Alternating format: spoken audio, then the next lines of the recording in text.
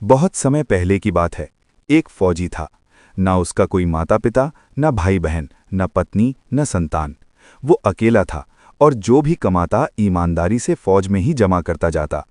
एक दिन फौज में सामान सप्लाई करने वाले एक अमीर सेठ जी से उसकी मित्रता हो गई। सेठ जी ने कहा, तुम्हारा पैसा ऐसे ही पड़ा है, मुझे दे दो, मैं व्यापार में लगा दूंगा, पैसे से पैसा बढ़ेगा। फौजी ने बिना किसी लालच के अपनी पूरी जमा पूंजी सेठ जी को सौंप दी। कुछ ही समय में सेठ जी का कारोबार चमक उठा, लाखों की कमाई होने लगी। फिर अचानक युद्ध छिड़ गया। फौजी युद्ध में गया, एक घोड़ी पर सवार होकर, लेकिन वो घोड़ी इतनी उग्र थी कि जितना लगाम खींचो उतनी तेज दौड़ती। घोड़ी दुश्मनों के बीच जा पहुंची और वहीं फौजी भी मारा गया और घोड़ी भी। जब सेठ जी को पता चला कि फौजी मर चुका है तो उनके मन में दुख नहीं बल्कि खुशी आई।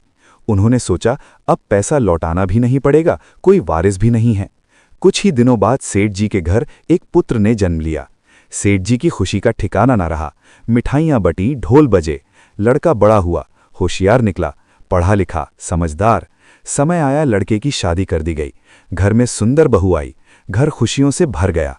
लेकिन विधि का विधान देखिए, शादी के कुछ ही समय बाद लड़का गंभीर बीमारी में पड़ गया। सेठ जी ने डॉक्टर, वैद्य, हकीम सबको दिखाया। लाखों रुपए खर्च हो गए, लेकिन बीमारी बढ़ती ही गई।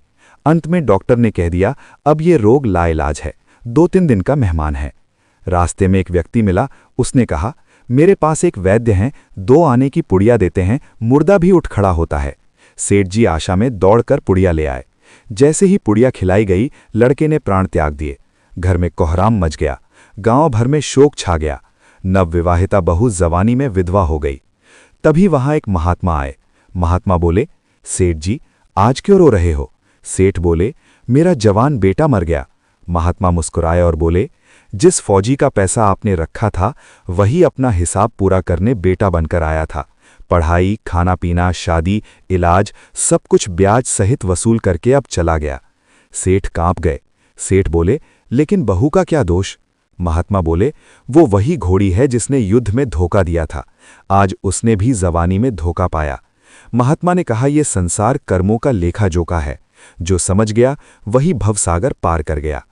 तो दोस्तों, अगर आपको ऐसी कर्म और पुनर्जन्म की सच्ची कथाएं पसंद हैं तो हमारे चैनल को सब्सक्राइब जरूर करें और बेल आइकन दबाना ना भूलें।